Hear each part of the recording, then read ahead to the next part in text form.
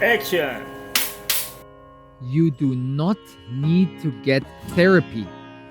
You just need to go for a few days of camping and lean back and allow yourself to slow down. Rediscover the beauty of simplicity.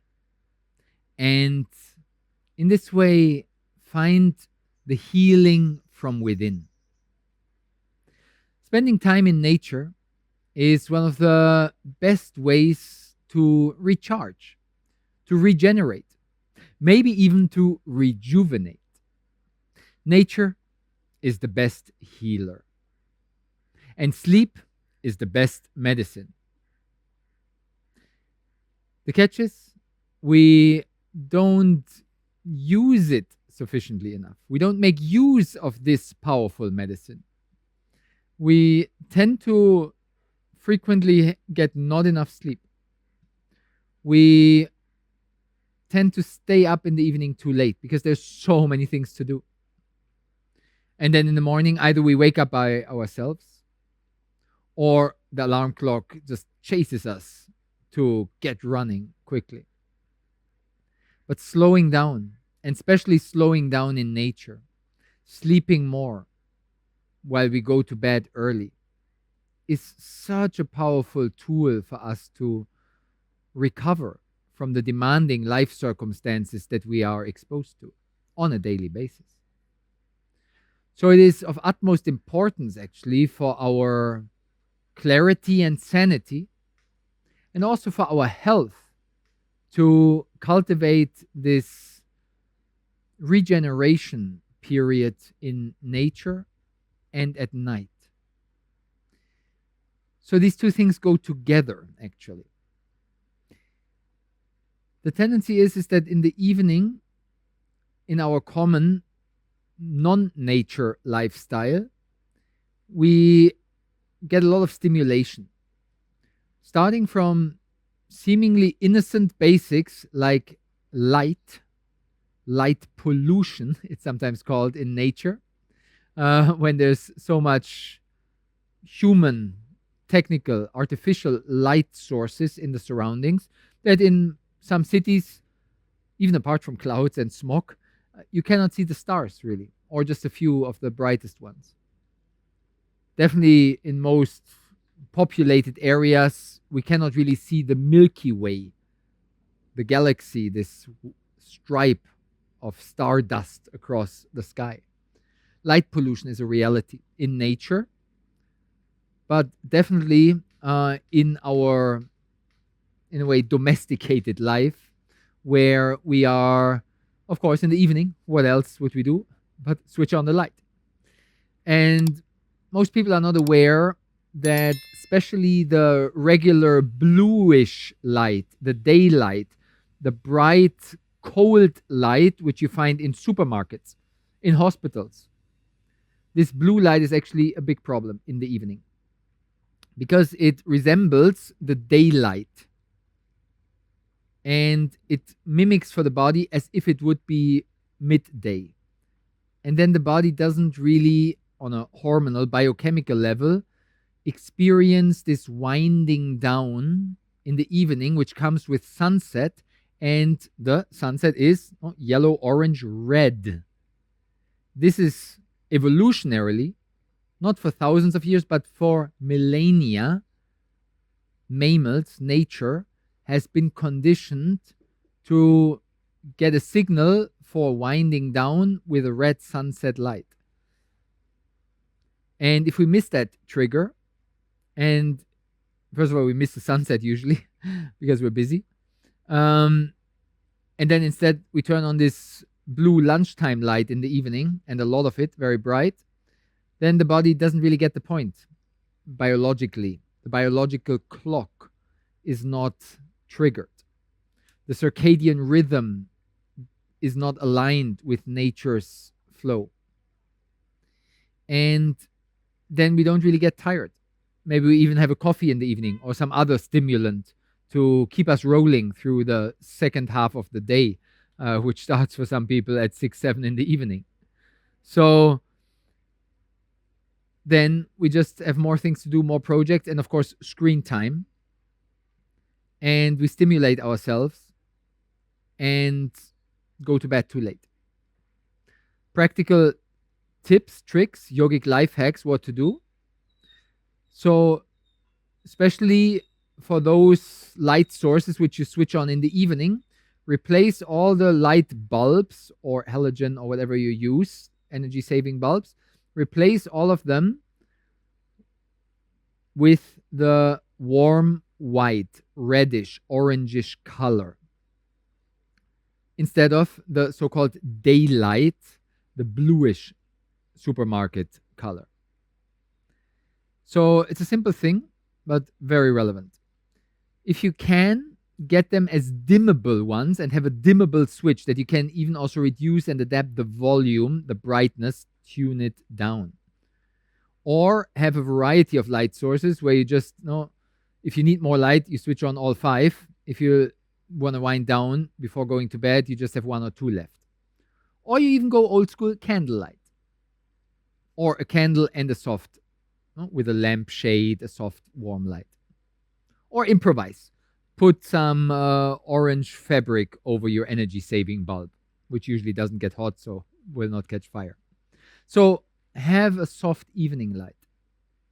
And also on your screens, on all mobile devices and laptops, computers, you can actually very easily nowadays in your operating system turn on the time adjusted screen color, however it's called on your device, night mode or screen dimming or whatever. You'll find it in your iPhone or Android operating system. You find it on your Windows computer, on your Mac, where you can adjust the temperature of the color. That's how it's called. Warm or cold. Warm is the red, the evening. Cold is the blue, the daytime. So adjust it to warm and go more or less full Monty. Even if it's in the beginning a bit crazy red, it's okay. You get used to it. And then it automatically, you can adjust it with sunset, sunrise times, etc. Or you set it manually to your preferred time. Do that. And turn down the screen brightness. TVs, if you watch TV shows on your regular smart TV, usually don't have that yet. But anyhow, don't stimulate so much with also bad news, horror movies, and so on in the evening, thrillers before going to bed. Is it surprising that we get a nightmare if we watch some blood splashing, violent, criminal thriller before going to bed? And mixing it up with some war news from the CNN, the Crisis News Network. So be wise, wind down, and come back to the natural style. Nature is the best healer. How? The day and night rhythms are very smooth. And we need to adapt to the nature's rhythm, not try to put our culture rhythm of our lifestyle too much superimposed, enforced on our natural circadian rhythm and the seasonal and daylight rhythm of the planet. So tune into those rhythms. And as mentioned initially, you don't need therapy. You just need a week of camping, or a few days at least. That is very experiential, that if we are living more outdoors, even if you're not camping, but you live in a cabin or something and you try to avoid this overstimulation, then we naturally wind down in the evening and we naturally get tired earlier and feel inclined to go to bed early because there's less to do, less stimulation, less distraction. And in this way, we intuitively feel the call to go to bed early. Maybe you light a bonfire, maybe you light a candle when you're out and about on a nature trip, camping or glamping at least. But then sooner or later, it's time to go to bed.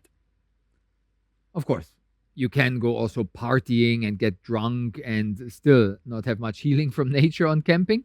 But if you live a reasonable, harmonious, holistically balanced, peaceful, healthy life, and you come for this nature trip with the intention of purifying, releasing, softening, relaxing, healing, then you're not going to be foolish and get wasted till 2 a.m. at night, which you can optionally also do in nature. But no, you try to tune in, soften, slow down, go to bed early. And it comes very natural when you're camping.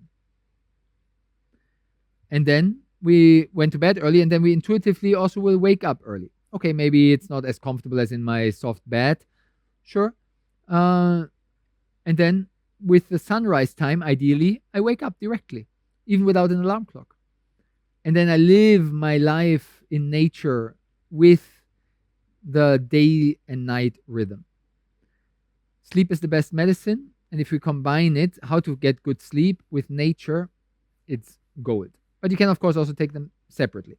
Just do the sleep at home without camping. That's why I suggested the change of light bulbs, the change of the color temperature on your screen, make it more red, warm. No, because it's not just about once per year going camping, but we got to have a daily life integration of this. So I was emphasizing a lot on the details, practicalities, reasons, how and why, because it is the master key, the sleep. And the sleep depends on the light stimulation.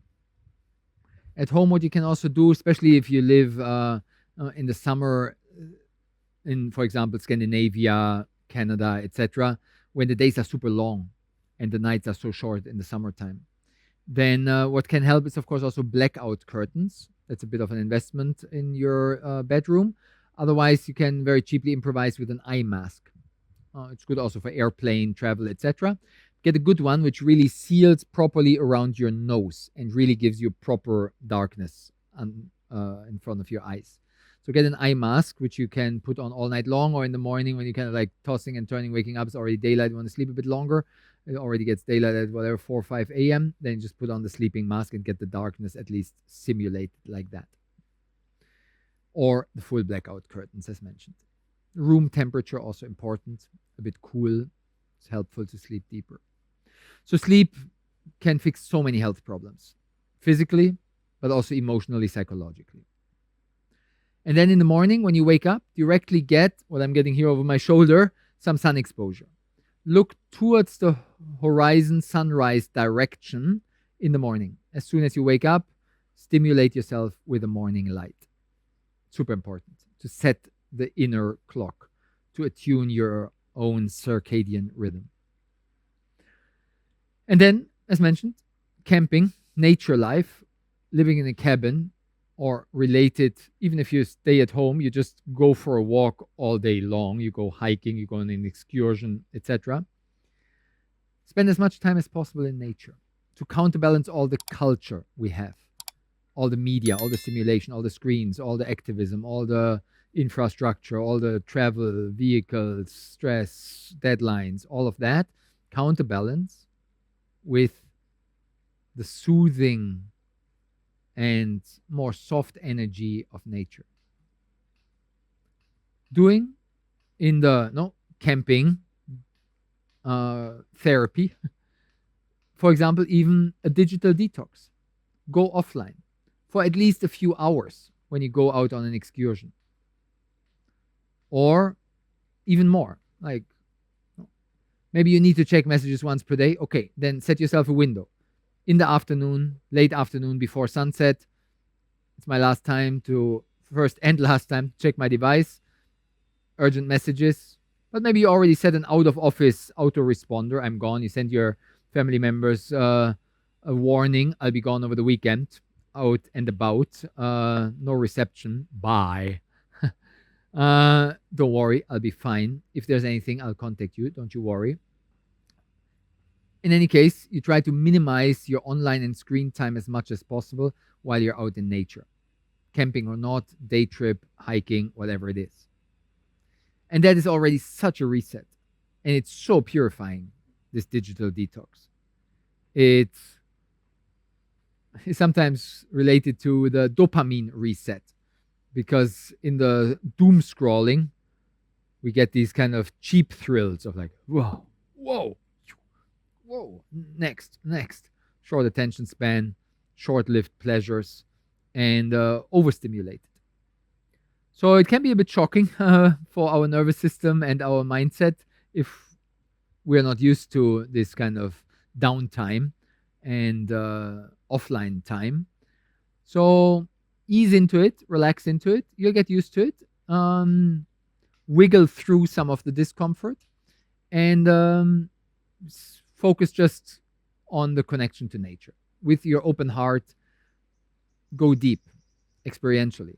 And maybe challenge, exhaust yourself physically, the hiking type or whatever you do, mountain biking in nature or other nature activities, whatever you do.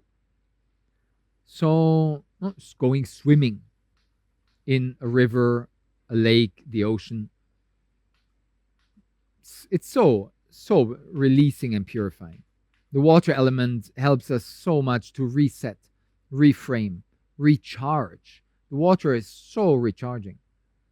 So find a body of water and put your own body inside and enjoy. Even if it's a bit colder, temperature wise, it's already a bit whatever, autumn, fall time or chilly day, afternoon, go in anyhow. You'll get over it. Some more resilience. Like, don't be like a too much of a soft, whimsical, taking it too lightly.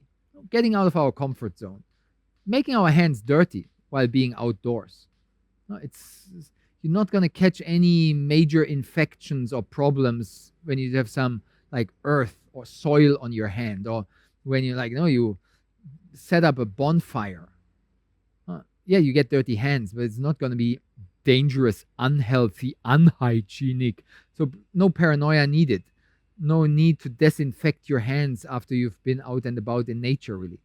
It's actually very healthy to have for the body some stimulation like this. Increases our resilience, builds and strengthens our immune system. So don't be paranoid, don't be scared of nature. I understand if you're not used to it and so on, you live a city lifestyle, and in the beginning, it can be a bit demanding, challenging. Yeah, good. But it's a proper, real, hands on, down to earth challenge, connecting to Pachamama, Mother Earth. Here in Bali, Mother is translated or means Ibu. And the Indian word, which they adapted here in Bali for earth element, is Prithvi. When I meet my farmer living next to my house and I walk barefooted across the rice fields, he always gets very happy because he also only drives on his scooter with his flip-flop shoes. And when he goes out in the rice field, he also goes barefoot. And when he sees me barefoot, he's always so happy. He's like, oh, Ibu Prithvi, Mother Earth, Pachamama in Latin America, they say. Connecting directly to Mother Earth.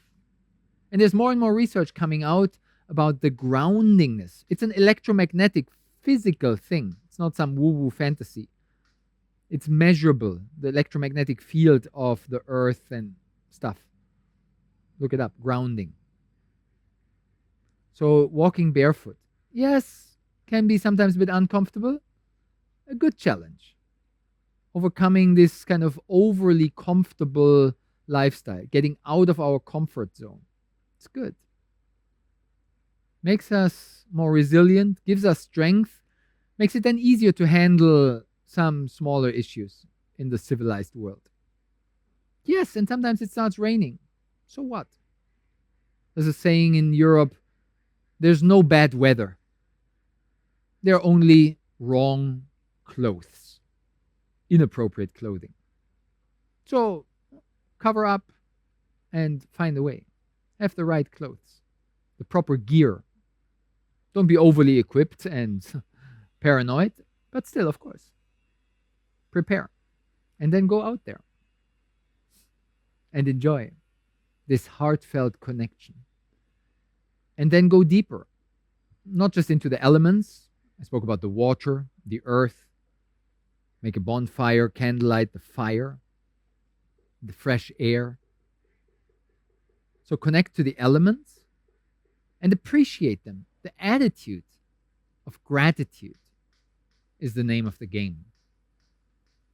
If we can allow ourselves to connect with an open heart, embrace, relax, soften, and even surrender into the experience, going deeper into this direct, intimate connection with life,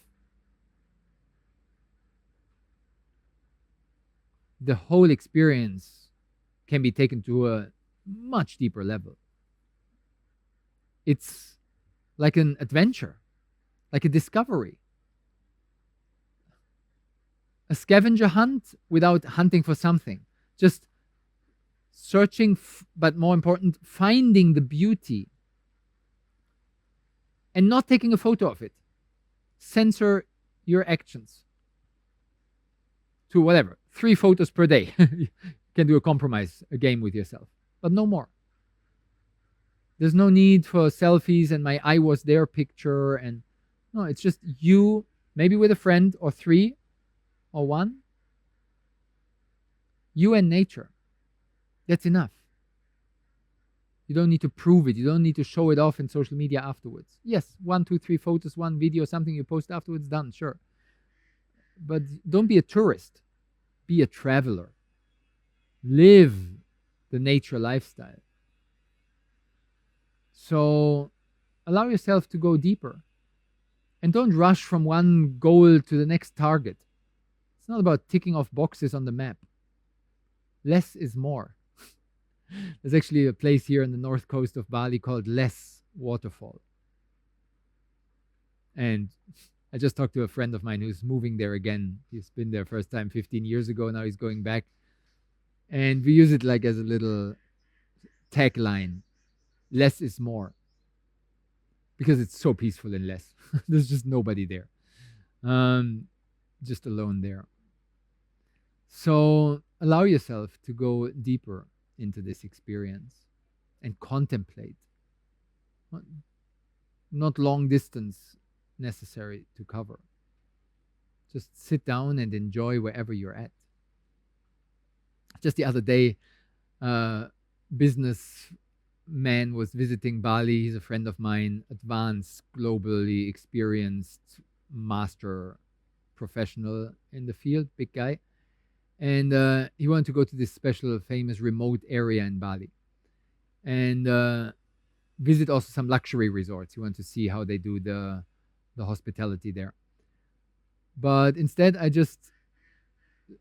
we stopped at a nice place on the roadside, beautiful trees. We walked there and then just took a random path into the middle of nowhere and went to a farm's land there in the middle of the forest, some cows. And I brought a picnic for us, and we just sat down there on the ground, on the grass.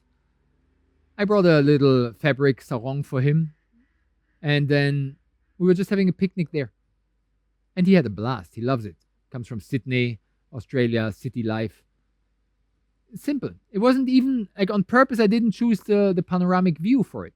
Just simple, kind of like a meadow in the middle of the forest. The beauty of simplicity, rediscover that. Sit down, also quietly contemplate. If you come with friends, also give some solo time. Not always together, not always chatting. Can be nice conversations, of course, but also give some peaceful contemplation, meditation time. Just you and the insects in the grass. The colors. The longer you stay, the better. A few minutes, you're just arriving. A few hours, we're barely getting started. A few days, now we're beginning to talk. But of course, I understand. We have busy lifestyles, so anything is better than nothing. Even small, even just a few minutes, sitting on the grass, leaning on a tree, touching the ground, looking up to the sky, seeing the water in the creek, pond, river flowing, already can save the day. So whatever you can do, have some occasional bigger, like weekend day trip, maybe overnight, but also in daily life, integrate. And then allow nature to heal you. You don't need to worry. You don't need to do anything. You just enjoy yourself in nature peacefully, offline. Less is more. And then, as mentioned, you go to bed early, you sleep more, you catch up with your sleep deficit because sleep is the best medicine. And you'll recover physically and psychologically. Give it a try. I assure you, it works wonders. If you have any other additional tips and tricks for this theme, nature is the best healer, please take a moment and leave them in the comments below so we can learn together from each other. What's your yogic life hack? What's your best practice in nature? How do you recharge? Maybe you don't go hiking or mountain biking, but what's your activity out in nature? Please inspire each other. I will definitely read all of the comments and I'll get inspired and try them out. So curious about your feedback in the comments and looking forward to going deeper together. Thank you for staying till the end of this nature exploration. Check out some other videos on our channel. Looking forward to going deeper together. Sending blessings from Bali. All the best and namaste. Thanks for joining the Spirit of Yoga podcast.